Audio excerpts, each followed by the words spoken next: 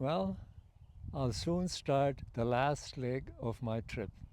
Well, actually, it's the last leg of my trips. It's going to be the last kind of chapter or page in this book about Whiskey Blue and me. And it feels a little bit anticlimactic with, all these really great experiences I had over the last 2 weeks, not to mention on my previous trips. But I think that anticlimactic thing is kind of a momentary feeling because the overall picture is more um, one of great satisfaction and kind of feeling really good about having embarked on this adventure, which would kind of qualify as follow your bliss, because that's what it is all about. And looking back, how this whole thing started,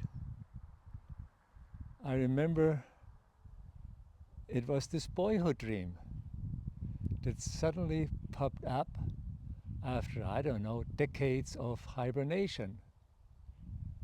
A boyhood dream that I dreamt when I was 8 years old, and at that time, back in Germany, I just did not see any way of realizing that. It was not even a dream, a fantasy, it was utopia, up in the sky, unreachable. And I think I owe it to the passion for flying that the dream didn't die, it just went to sleep for all these years. And finally, well, it popped up again. And it was in a kind of an unusual place where I had to give a short, review, CV kind of style review of my life when I applied for a workshop in visual arts. And when I, told about the stories of my life, what I did, of course the passion of flying came up. And then the guy asked, well, what would you do now with respect to your passion if time and money and was no issue? You could do whatever you want. And I didn't think, and I don't know where it came from, but that was the time when the dream popped up again, because I said spontaneously, no thinking, it must have come from down here. Well, I would buy an old tail dragger and do a barnstorming trip for 3 months, camping under the wing across the United States. Buff, there it was. But even at that time, it wasn't any more real. It just happened to be up there. A little bit of a change. Well, no, actually, the big change came when a good friend of mine, who was also present at my presentation in this visual arts workshop, asked me a couple of months later what happened to my dream.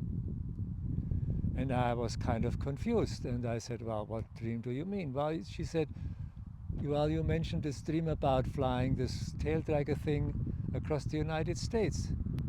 And I said, well, there's nothing changed. I don't have the money. It just doesn't work. And she insisted, and that was a great thing because that made the big change in explaining to me the difference between my very German attitude, which is kind of, safe in good times, so you have in the bad times, with her Argentinian philosophy, which is enjoy the good times because you will always manage during bad times. And I think the dream popped up and said, you got to pay attention to what she said.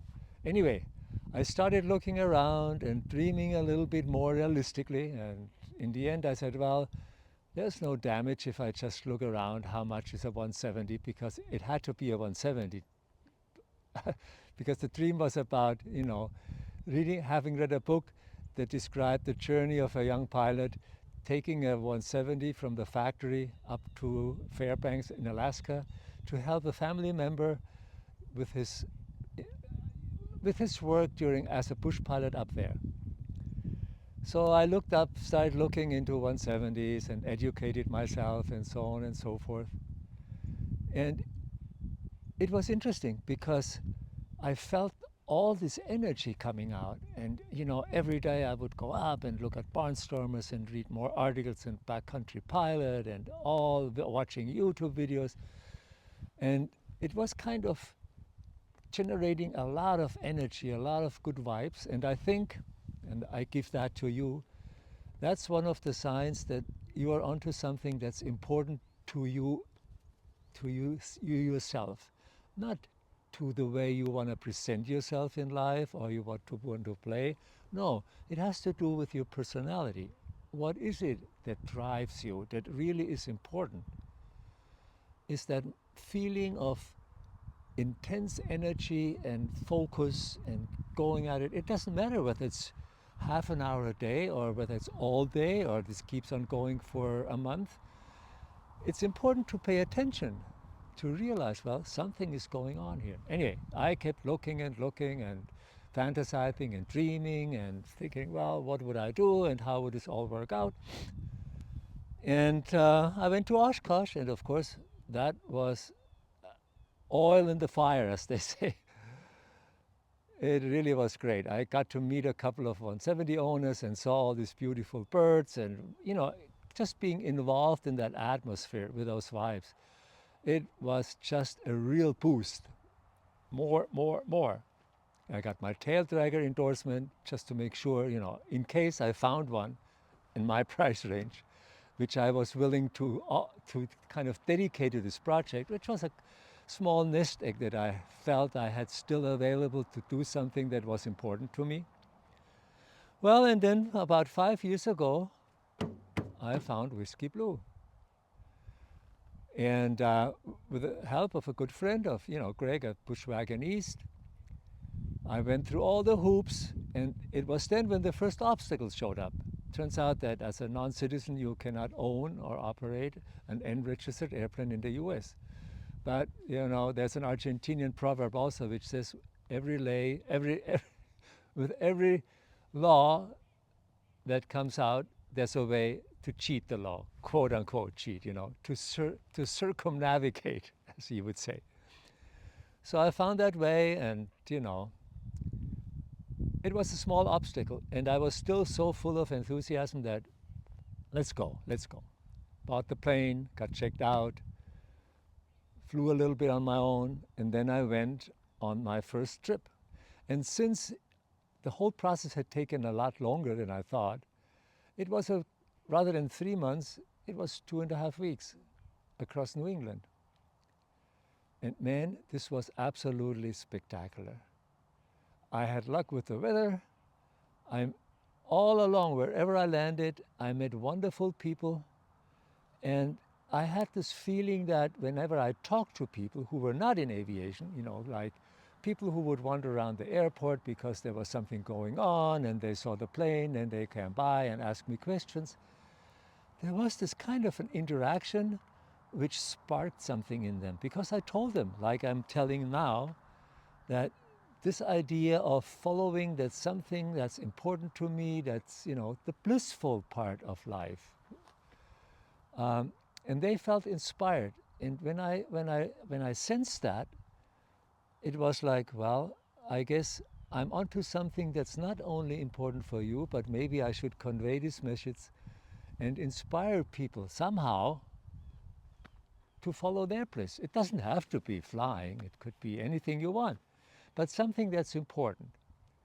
And so when I got back, I said, look, that was wonderful, but I really want to do a little bit longer trip and go further out west.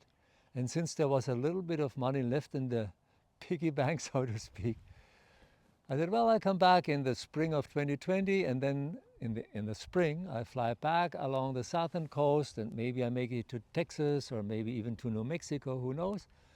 And then I turn around, come back after 4, 6, 7 weeks, and then it's the time to sell the plane. Because not living in the US, owning a plane on a different continent, it didn't really jive with me, because with all my gliders I lived like 20, 15 minutes, so every time I wanted to, I could drive out, fiddle it, polish it, make some adjustments, improvements, mods, whatever. And that's the way I would like to live with an airplane.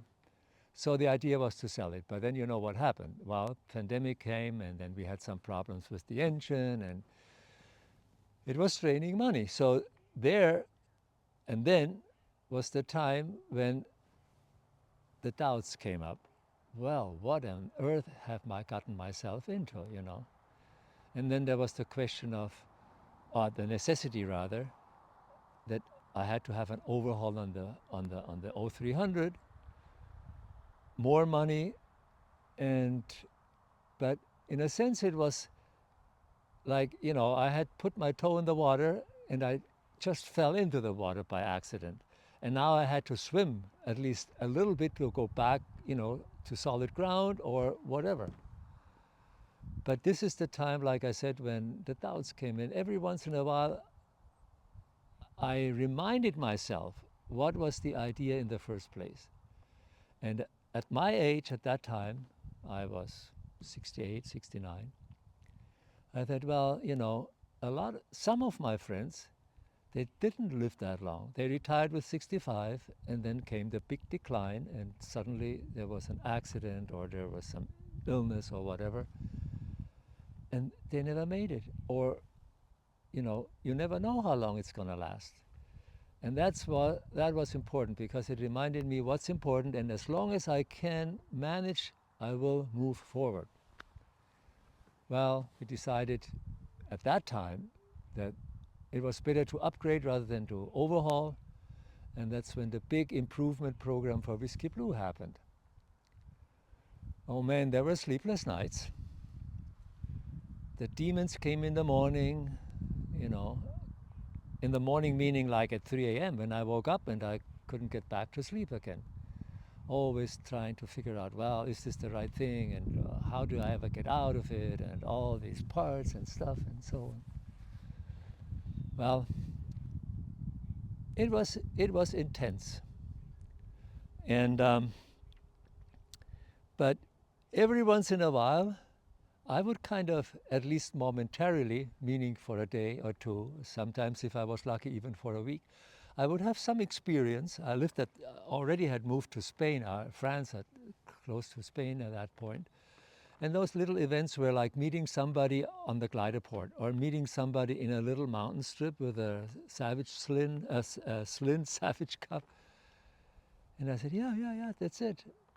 Just stick it through, just bear with it. You still can do it. And, you know, like good old Richard Bach wrote in one of his books about barnstormers, that, you know, all these people who really have a passion for flying, they put their last cent into their J3 or their Stairman or whatever they happen to fly, because that's what the meaning of their life is. And it's kind of difficult, of course, at some point to put that, you know, that happened like, you know, 20, 30, 40 years ago, and incorporate that into one's own life where all this, well, but, you know, this and that and the other. Well, in the end, we finished the upgrade, and I said, well, you know what? The plane is in great shape. Now is the time to sell. And thank God to my good friend who said, now, this would be the utmost shame if now that you have this wonderful plane, a bird that a lot of people would love to have, a 170 with the big upgrades and, you know, in great shape and everything, you have to do this trip. This is the culmination. This is the closure of all you ever wanted to do. And I let him convince me. And I went this trip last year. And it was a trip about being for almost 6 weeks with the bird, flying from Boston all the way out west to Idaho, Montana, Utah, Colorado, and see all these wonderful places that I had dreamed of and watched on YouTube and experience them myself. And once I was out there, everything else vanished. All the demons had gone from one day to the next. I was in that moment. I had to land on a 1,500-foot strip at 5,000 feet somewhere in Idaho. No time to worry about, well, what's next, and is there, you know, enough, will the next medical work out, and all these kind of things. It was just phenomenal. And again, every once in a while, you would meet somebody, talk to them, tell them their stories, and they look at you and say, "You did what? Wow, that's amazing. Maybe I should think about something like that." And again, like I said before, you should. No matter whether it's a bike ride across the country or flying your little airplane to Alaska or hiking the Appalachian Trail. If that's what really is driving you, be serious about it. It it infuses so much energy and so much, well, in the interaction with people, with life, with all aspects of life. And so I came back and I said, well, that was it. Now it's time to sell it. I put it up for sale, and there was really not much of response. And we didn't really know why. And of course, that was the time when George, the good old guy who would always sit on my shoulder and say, "See, I told you, that's not going to work out, and you're going to go bankrupt," and all this kind of stuff. Well, and here I am. You know, did my last trip, and for all I know, this is going to be my last trip. But who knows? Once you embark on these kind of trips, on these kind of journeys, you got to be open. And not only in the moment when you meet new people and they have a crazy idea about what you should do or how you should do something. That's of course when you should take them seriously and maybe try some of those things. No, but also in a longer perspective. Well, this is the plan for now, but I'm ready and willing to change it if the opportunity arises. So with that in mind, I will pack up and fly back home base 28 Mike, Cranland, near Boston. Put the bird, the Whiskey Blue, in its hangar. Clean it up, make it ready for the next person to own it, the next steward to keep the 55 born, 55 born, almost 70-year-old beauty for the next 10, 15 years. So that's what I wanted to tell you today before I hop in and take off. Well, maybe the next to last time. I got one more fuel stop to make. Thanks for watching.